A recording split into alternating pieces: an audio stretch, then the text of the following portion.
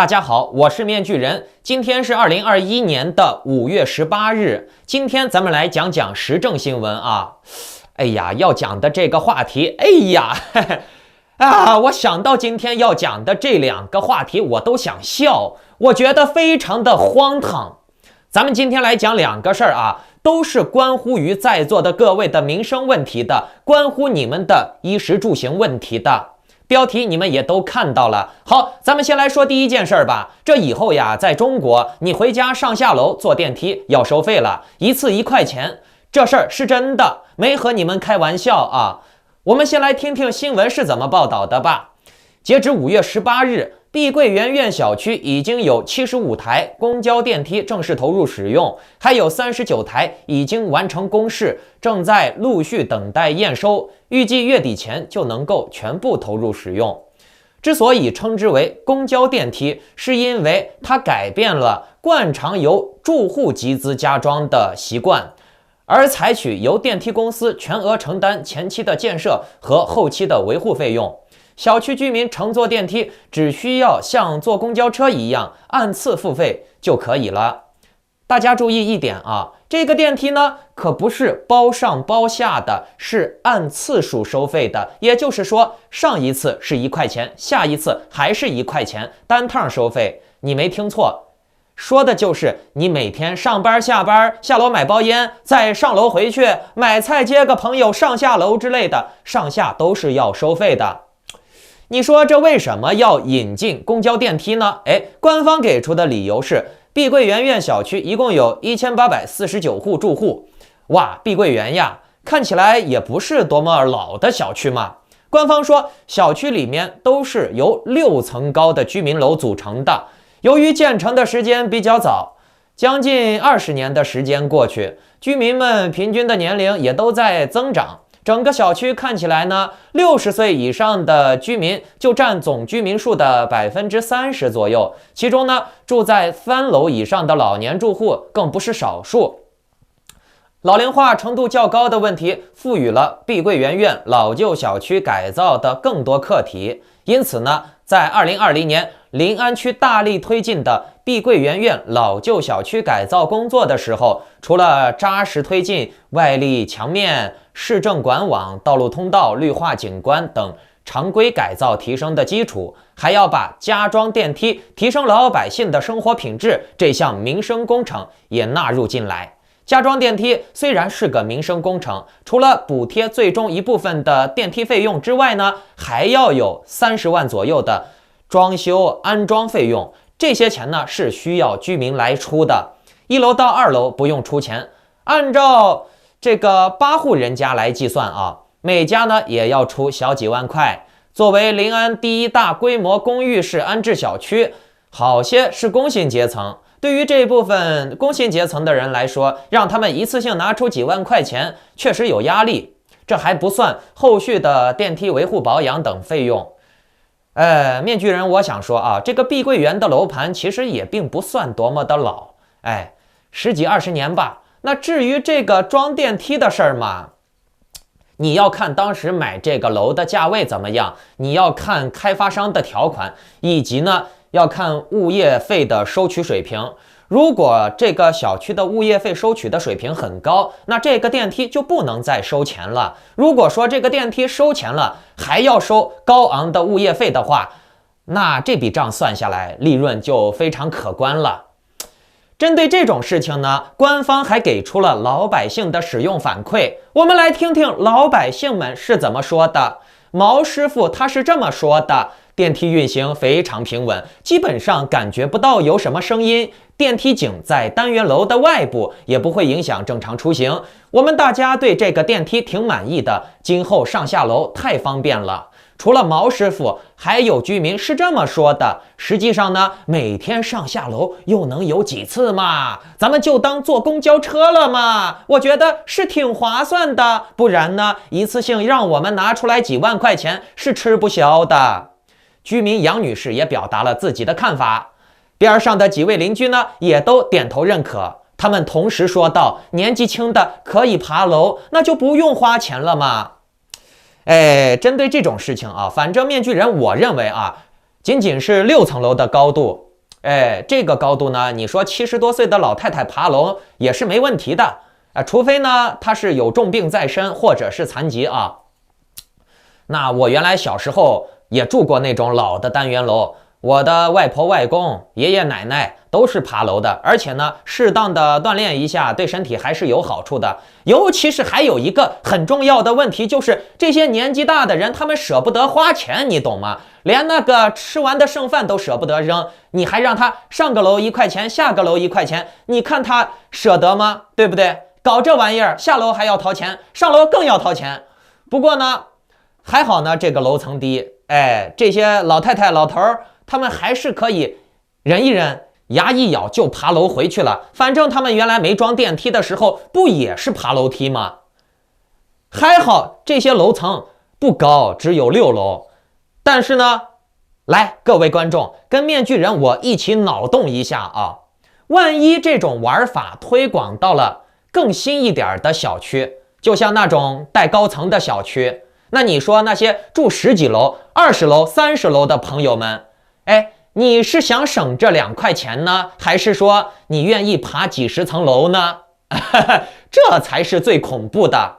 并且呀，还有一个问题，那就是你说坐电梯在高峰期往往都是几个人等一个电梯，那这电梯费该怎么出呢？是众筹呢，还是蹭电梯呢？对不对？面具人我告诉你啊，绝非危言耸听。这个数字人民币出来了以后，共产党就相当于把你们每个人的钱财都是可视化的，他可以定出来各种各样的规矩，收费的、收税的，只要他愿意，都可以随意的从你的这个电子银行卡里面这个电子数字人民币硬卡里面把钱扣走，对不对？你能怎样？又不像原来这个土匪来你家抢劫还得在你家找现金，现在都不用找，直接网络上一操作，你的钱就没了，对不对？真的，这个很可怕的。你像拿碧桂园这种不是很老的小区来做这种实验啊，为什么要这么做？你们再想一个问题啊，那就是中国现在像这种老龄化是不是越来越严重？这种老小区也越来越多，那种老太太老头子变老了以后肯定也是有很多人体力跟不上，想坐电梯的，坐电梯行呀，掏钱呀，老年人的钱也是要赚的嘛，对不对？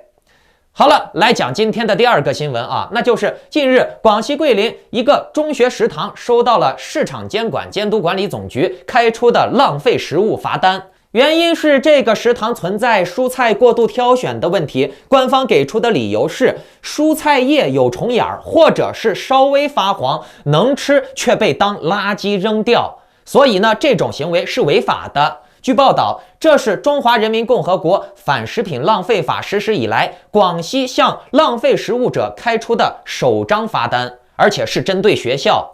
人口众多，粮食相对不足是我国的基本国情。我国粮食供求长期处于紧平衡状态，但是呢，我国的食品浪费同样的令人触目惊心。调查显示，我国的消费者仅在中等规模以上的餐馆的餐饮消费中，每年最少要倒掉约2亿人可吃1年的食物或者是口粮。反食品浪费法的出台非常的有必要。通过科学规划制定法律责任，能够以刚性制度制止浪费行为。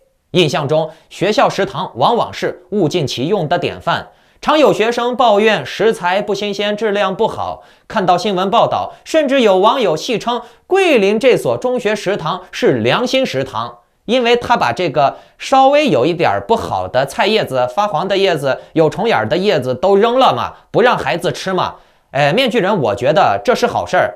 因为呢，你说这长虫的菜叶勉强吃是可以吃，但是呢，吃多了肯定会对身体不好。可是呢，官方说的话却非常的暧昧。我们来听一下官方是怎么说的。官方是这样说的啊，有虫眼的菜叶到底能不能吃，对食堂来说也是一个左右为难的问题。丢了被说是浪费，不丢可能会被说对学生的健康是不负责任。反食品浪费法则刚刚开始实行，相关的配套文件细则还需要完善，执行中遇到的问题该如何的妥善处理，也还需要做更多的探索。相比之下呢，有的星级饭店剩菜严重，有的机关食堂过量备餐，有的婚庆丧事黑白宴席铺张浪费等等。这些场所的食品浪费突出又严重，对当事方来说也不存在觉得左右为难的客观问题。放着这样普遍的食品问题不去查，却把第一张反食品浪费的罚单开给一家中学食堂，如此一叶障目的执法，浪费了第一张罚单的教化功能。针对反食品浪费法，还需要细化全面的规划。其实大家听到这儿有没有感觉到，我党说话还是很面面俱到的嘛？你们听完了这些话，仔细的品一品，就能发现有一些细节说的非常的玄妙。你看啊，党说了，这个有虫眼的菜叶是能吃还是不能吃，还不能下定决断。也就是说，这个玩意儿是有可能吃的，但是呢，也有可能不能吃。所以呢，针对这类事情啊，要把这个反食品浪费法的规定细文细则细化再细化，说不定以后呢，就会出台长几个虫眼的菜叶是能吃的，长几个虫眼的菜叶是不能吃的。刚才党已经说了嘛，罚款细则要细化啊，这个反食品浪费法的细则还要全面的细致化。观众朋友们，什么叫做细化？能听懂不？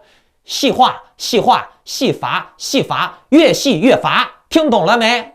同时呢，党借着这个事儿呢，也可以做好人。你看，党也说了，哎呀，你看，先别急着罚我们的祖国的花朵的钱，你们赶紧先去罚社会上的那些黑心资本家、餐厅的钱。看，又做好人，又增收，多好的事儿！又能鼓励这些当官的赶紧先去罚那些社会上的人的钱。但是呢，党也没说这个学校的食堂并不能不罚，是不是？百姓也觉得，你看，党确实是在做实事儿，先不整学校，整社会上的餐厅，爱民如子，多好的。这样做，有一定它的好处，节省粮食嘛。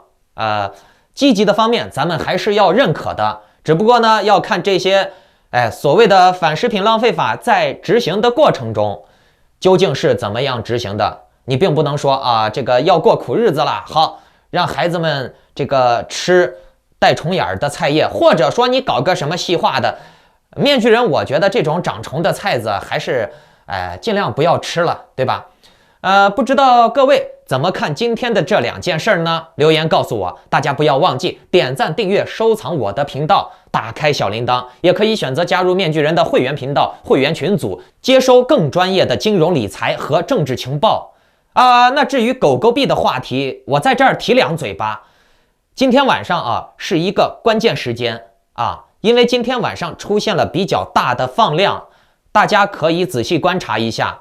可以考虑如果出现低位了，在你心理预期内，你能够接受这个低位的话，可以小部分的资金先建第一个点位的仓。